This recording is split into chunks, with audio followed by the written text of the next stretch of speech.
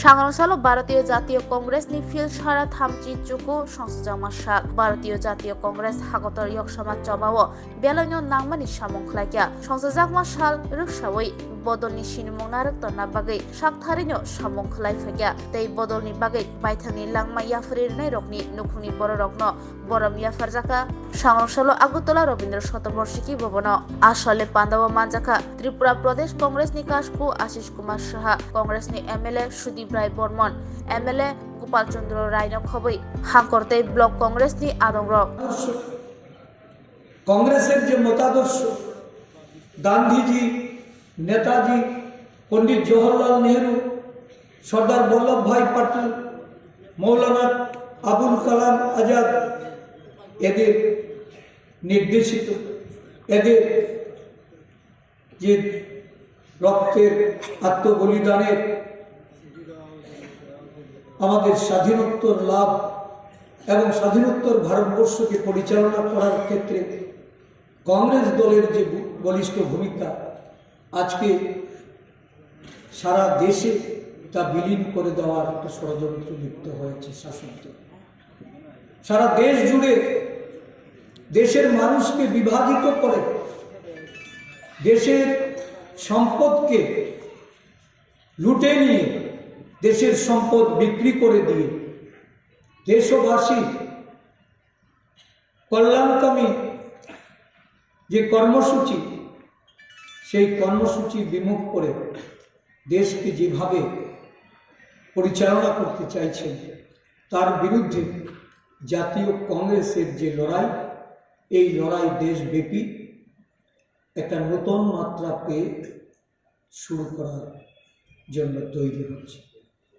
আমরা ভারত জোড়ো আন্দোলনের মাধ্যমে সারা দেশের জনগণকে একই ছাতার তলায় একই জায়গায় নিয়ে এসে দেশের প্রাদেশিকতা আঞ্চলিকতার বিরুদ্ধে সমস্ত দেশব্যাপী এই যে বৈচিত্র্যময় ভারত এই ভারতবর্ষকে আজকে ঐক্যবদ্ধ করার জন্য আমাদের যুব আইকন আমাদের নেতা রাহুল গান্ধী ভারত জুড়ে কর্মসূচি জুড়ে সারা দেশের মানুষকে জাগ্রত করেছে। এই দেশের মানুষ আজকে অত্যাচারিত লাঞ্ছিত বঞ্চিত দেশের ন্যায় প্রশ্নচিহ্নের মধ্যে এসে দাঁড়িয়েছে। আবারও জাতীয় কংগ্রেস সারা দেশব্যাপী ভারত ন্যায় যাত্রার ডাক দিয়েছে। ইস্ট ওয়েস্ট এই কর্মসূচি হাতে নেওয়া হয়েছে। ভারত জোড়োর যাত্রা শুরু হয়েছিল দক্ষিণ থেকে এবং উত্তরে গিয়ে ঝিল যাত্রা শেষ হয়েছে। এখন উত্তর পূর্ব থেকে যে যাত্রা এটা পশ্চিমে মহারাষ্ট্র গিয়ে শেষ হয়। 14টি রাজ্যকে সঙ্গে নিয়ে এই যাত্রা সারা দেশব্যাপী সংগঠিত হবে।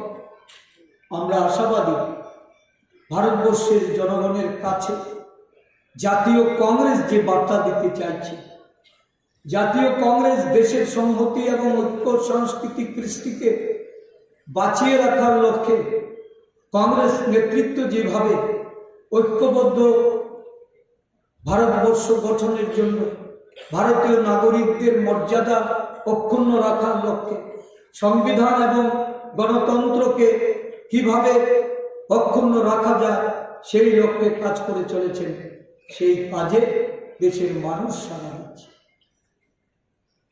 ভোটযন্ত্রের প্রয়োগ ভারতের জাতীয় কংগ্রেস কখনো বিশ্বাস করে না। ভোটের লড়াইয়ে ভারতীয় জাতীয় কংগ্রেস প্রলুব্ধ হয়। ভারতের জাতীয় কংগ্রেসের প্রত্যেকটা সৈনিক মনে করে যে দেশের মর্যাদা, দেশের সংহতি, দেশের অখণ্ডতা এবং দেশের জন্য প্রাণ বিসর্জন দেওয়ার জন্য জাতীয় কংগ্রেস প্রস্তুত। জাতীয় কংগ্রেসের জন্য রাজনৈতিক কর্মসূচি গ্রহণ করে। আমাদের বিশ্বাস যে মানুষ আজও মনে করে যে যারা শাসন ক্ষমতায় থেকে দেশ শাসনের ক্ষেত্রে দেশকে এগিয়ে নিয়ে যাবে, এই বিভ্রান্তি অপপ্রচারে মানুষ বিভ্রান্ত হয়ে যারা এখনো তাদের প্রতি আস্থা রাখে, অচিরেই ভারতবর্ষের জাতীয় কংগ্রেস তারা বুঝিয়ে দিতে সক্ষম হবে যে ভারতবর্ষের জন্য জাতীয় কংগ্রেসের একমাত্র বিকল্প, জাতীয় কংগ্রেসকে ঐক্যবদ্ধ করি আমাদের এগিয়ে। আজকে নতুন প্রজন্মের কাছে যে বার্তা, আমাদের যুব সমাজ, যুব কংগ্রেস, যুব শক্তি, এই নতুন প্রজন্মকে দায়িত্ব কাঁধে তুলে নিতে হবে। ভয় ভীতি অগ্রাহ্য করে সমস্ত ধরনের প্রতিকূলতাকে কাটিয়ে সংবিধান রক্ষার মূল মন্ত্রে তাদেরকে দীক্ষিত হতে হবে। যুব কংগ্রেসকে দায়িত্ব নিতে হবে, ছাত্র সমাজকে দায়িত্ব নিতে হবে। আমাদের রাজ্যে আজকে গণতন্ত্র শুধু বিপন্নই নয়, আজকে এই রাজ্যে গণতন্ত্রের নামে চলছে সাধারণ মানুষের অধিকার কেড়ে নেওয়া, সাধারণ মানুষের অশ্রুধারা, সাধারণ মানুষের ক্রন্দন, সাধারণ মানুষের রক্তে হোলি খেলা। এই রাজ্যের মানুষ আজকে সহায় সম্বলহীন হয়ে আশ্রয় খুঁজে বেড়াচ্ছে, বিকল্প চাইছে। আমার গর্বে বুক ভরে যাচ্ছে। এই কর্মসূচিটা প্রত্যেকটা জেলায়, প্রত্যেকটা ব্লকে অনুষ্ঠিত হচ্ছে। সেইভাবে আমন্ত্রণ করেনি, জানানো হয়েছে যে আমাদের নেতৃত্বরা আজকে উপস্থিত থাকবেন। আমরা আমাদের বর্ষিয়ান নেতা, আমাদের প্রয়াত নেতা এবং শহীদদের পরিবারকে আমরা সম্মাননা জানাবো, তাদের প্রতি শ্রদ্ধা জানাবো। এইটাও রবীন্দ্র শতবার্ষিক হলে আমাদের কেন্দ্রীয় কর্মসূচি আজকে হল ভর্তি লোক হয়েছে। এটা প্রমাণ করে যে ত্রিপুরা রাজ্যে আগামী দিন কংগ্রেস বিকল্প শক্তি রূপে আত্মপ্রকাশ করবে। যারা মনে করেন